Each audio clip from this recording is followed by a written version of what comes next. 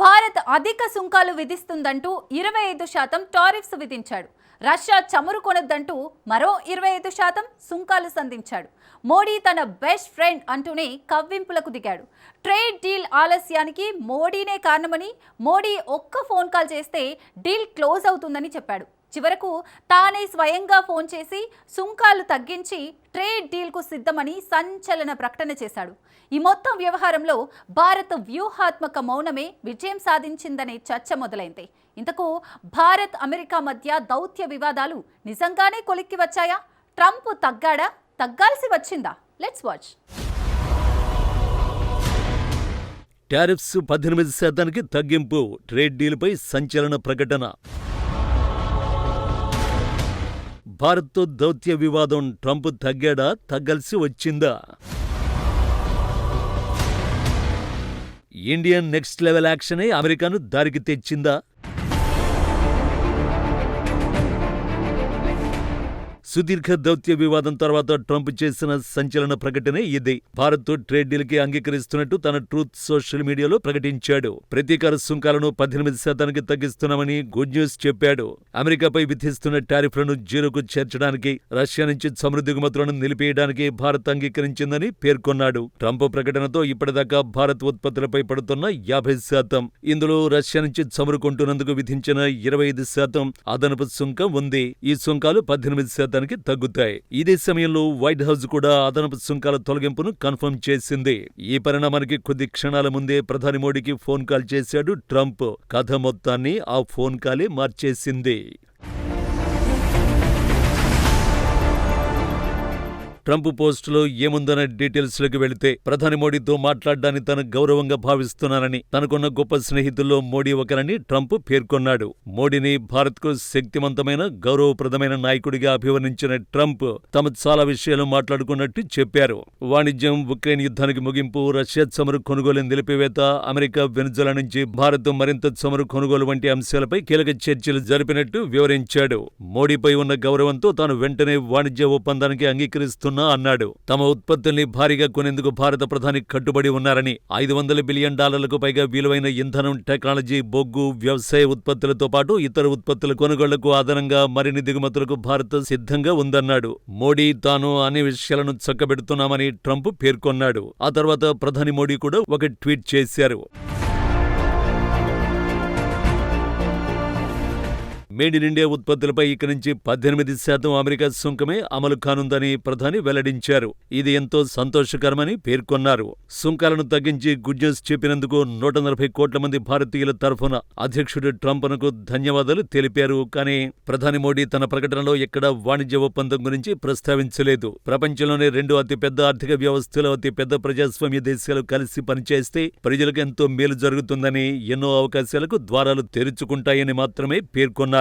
తన ట్వీట్లో ప్రపంచ శాంతికి, సుస్థిరతకు, సుసంపన్నతకు ట్రంప్ నాయకత్వం ఎంతో కీలకమని అభిప్రాయపడ్డారు. శాంతి కోసం ట్రంప్ చేసే ప్రయత్నాలకు భారత్ పూర్తి స్థాయిలో మద్దతు ఇస్తుందని హామీ ఇచ్చారు.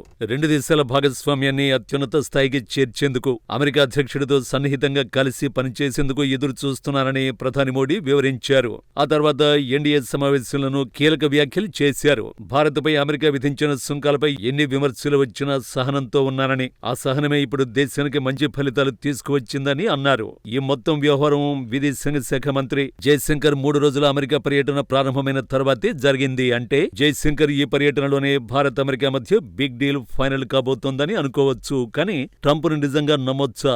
అసలు ట్రేడ్ డీల్ సాధ్యమేనా?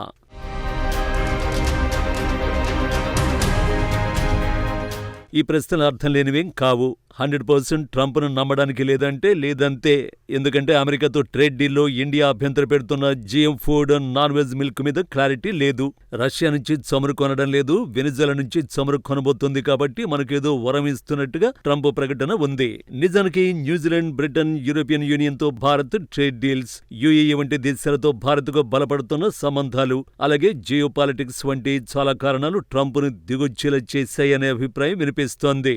అయితే ట్రంప్ను పూర్తి పూర్తిగా నమ్మడానికి లేదు. ట్రంప్ తన ప్రకటనలో భారత్ తన సుంకాలను జీరోకి తగ్గిస్తుందని చెప్పాడు, కానీ భారత్ అధికారికంగా దీనిపై పూర్తి వివరణ ఇవ్వలేదు. మన దేశీయ రైతుల ప్రయోజనాలు దెబ్బతినకుండా ఉండేందుకు కొన్ని వ్యవసాయ ఉత్పత్తుల్ని ఈ ఒప్పందం నుండి మినహాయించి ఉంటారని మరో అంచనా. ట్రంప్ ఈ నిర్ణయం తీసుకోవడానికి కేవలం భారత్తో ఉన్న స్నేహం మాత్రమే కారణం కాదు. అమెరికా స్నేహం ఎలాంటిదో చూస్తూనే ఉన్నాం, కానీ ట్రేడ్ డీల్ వెనుక బలమైన అంతర్జాతీయ ఒత్తిడి, భౌగోళిక రాజకీయ వ్యూహాలు ఉన్నాయనే విశ్లేషణలు మాత్రం వినిపిస్తున్నాయి.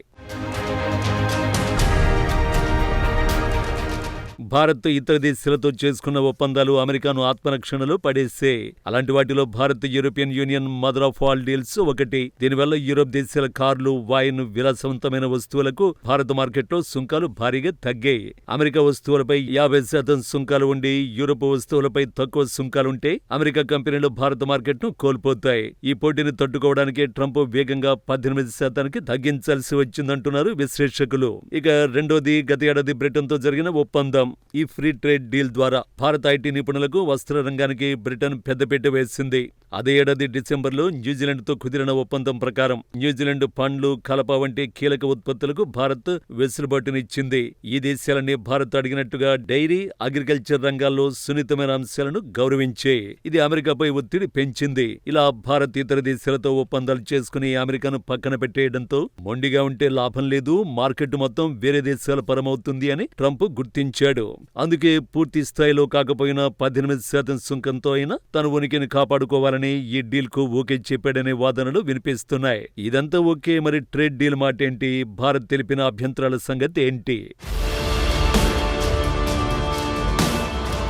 అమెరికాతో ట్రేడ్ డీల్ ఫైనల్ కాకపోవడానికి చాలా కారణాలు ఉన్నాయి. ఇప్పటికీ కొన్ని విషయాల్లో స్పష్టత రావాల్సి ఉంది. వాటిలో non veg milk, genetically modified soya, మక్క దిగుమతులను అనుమతించడం వంటివి ఉన్నాయి. వీటిలో ఏది చేసినా మన రైతులు తీవ్రంగా నష్టపోతారు. మన సాంస్కృతిక భావాలకు వ్యతిరేకం కూడా. అమెరికాలో పాడి పశువులకు మాంసాహార మిశ్రమాన్ని మేతగా ఇస్తారు. ఇది భారత మతపరమైన సాంస్కృతిక భావాలకు విరుద్ధం. ఎప్పుడూ భారత్ ఈ విషయంలో తన రెడ్ లైన్ దాటలేదు. శాకాహార ధృవీకరణ లేనిదే పాల ఉత్పత్తుల్ని అనుమతించబోమని అమెరికాకు మోడీ సర్కారు స్పష్టం చేసింది. అయితే ప్రస్తుత డీల్లో ద్రవ రూపంలో ఉండే పాలను పక్కన పెట్టి కేవలం కొన్ని ఎంపిక చేసిన డైరీ ఉత్పత్తులకు మాత్రమే పరిమిత అనుమతులు ఇచ్చారని ఓ అంచనా. అలాగే అమెరికా సోయాబీన్, మొక్కజొన్నను భారత్కు పెద్ద ఎత్తున ఎగుమతి చేయాలని చూస్తోంది. మన ప్రభుత్వం జెనెటికల్లీ మోడిఫైడ్ కాని సోయాబీన్ ను మాత్రమే అనుమతిస్తామని గత చర్చల్లో పేర్కొంది. అమెరికా నుండి వచ్చే మొక్కజొన్నను ఆహారం కోసం కాకుండా కేవలం ఇథనాల్ తయారీ కోసం వాడేలా షరతులు విధిస్తున్నారు. తద్వారా మన ఫుడ్ చైన్లో జెనెటికల్లీ మాడిఫైడ్ పంటలు రాకుండా జాగ్రత్త పడుతున్నారు. దీనిపైన క్లారిటీ రావాల్సి ఉంది. ఈ మొత్తం ఎపిసోడ్ లో ఒక్కటి మాత్రం స్పష్టం. భారత్ తన మల్టీలెవెల్ డిప్లొమసీ ద్వారా అమెరికాను చర్చల టేబుల్ దగ్గరకు వచ్చేలా చేసింది. అందులో నో డౌట్.